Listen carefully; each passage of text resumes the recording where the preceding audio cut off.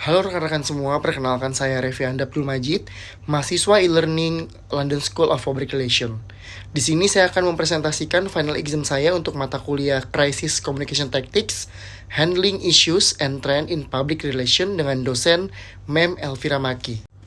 Yang dimana di sini saya akan memberikan penjelasan mengenai program manajemen komunikasi krisis bagi PT Fatimah Zahra yang menghadapi permasalahan penundaan keberangkatan haji dan umroh selama pandemi COVID-19. Pandemi COVID-19 yang melanda dunia memberikan banyak dampak yang signifikan terhadap berbagai sektor. Salah satunya yang paling berdampak adalah sektor pariwisata.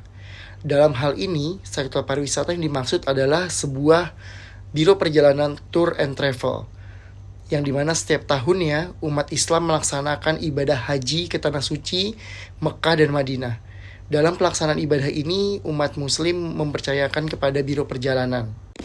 Namun sayangnya sejak awal pandemi COVID-19, banyak negara dan otoritas Saudi Arabia yang dimana sebagai tuan rumah ibadah haji dan umroh telah memberlakukan pembatasan ketat terkait dengan pelaksanaan haji dan umroh. PT Fatimah Zahra sebagai salah satu penyelenggara perjalanan haji dan umroh terkemuka di Indonesia menghadapi situasi yang penuh tantangan selama pandemi COVID-19. Mereka dihadapkan pada tugas yang kompleks untuk mengelola perubahan dan rencana perjalanan jemaah haji dan umroh. Menghadapi ketidakpastian, serta memastikan komunikasi yang efektif dengan jamaah haji dan umroh untuk stakeholder lainnya. Dalam menghadapi permasalahan ini, PT Fatimah Zahra memerlukan adanya manajemen komunikasi krisis. Nah, di sini teman-teman tahu apa itu manajemen komunikasi krisis?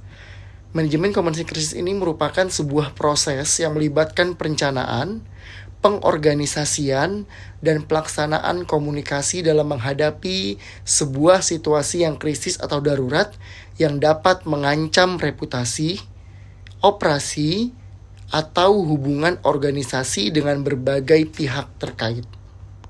Di dalam melakukan manajemen krisis ini, menurut Stephen Fink ada 4 tahapan yang perlu dilakukan. Keempat tahapan tersebut yaitu tahap prodromal, tahap kronis, tahap akut, dan juga tahap resolusi. 1. Tahap prodromal. Tahap prodromal ini merupakan tahapan prakrisis. Pada tahapan ini, situasi serius mulai muncul dan suatu perusahaan mulai menyadari akan ancaman dari situasi serius tersebut. Tahap prodromal pada krisis ini yaitu ketika pemerintah Republik Indonesia mengumumkan penundaan ibadah haji dan umroh melalui KMA nomor 660 tahun 2021 dan juga pemerintah Kerajaan Arab Saudi yang membatasi ibadah haji dan umroh hanya untuk warga negara Saudi dan penduduk negara lainnya yang memang berada dalam wilayah Arab Saudi. 2. Tahap akut. Tahapan akut ini merupakan tahapan di mana mulai terjadi sebuah krisis. Terjadi kerusakan, terjadi kehancuran, dan juga kerugian. Tahap akut dalam hal ini yaitu waktu haji dan umroh yang lama membuat para jamaah ini melontarkan kekecewaannya. Otomatis, kekecewaan ini akan dilampiaskan pada PT Fatimah Zahra sebagai Biro Perjalanan Haji dan Umroh. PT Fatimah Zahra juga tidak mendapatkan margin karena penundaan ini. Bahkan PT Fatimah Zahra terpaksa merefund beberapa uang jamaah haji dan umroh yang memilih untuk menarik uang mereka lantaran penutupan Tanah Suci Mekah dan Madinah. 3. Tahap kronis. Tahapan ini merupakan tahap recovery penyelesaian sebuah masalah. Karena pengungkapan kekecewaan yang besar, usahakan dalam menghadapi situasi ini, kita tetap harus menunjukkan rasa empati dan rasa pengertian. Sebisa mungkin memberikan solusi yang memberikan keuntungan kepada dua belah pihak. 4. Tahap resolusi. Tahapan ini merupakan tahap pemulihan. Tentang hal-hal apa saja yang akan dilakukan setelah sebuah krisis ini terjadi.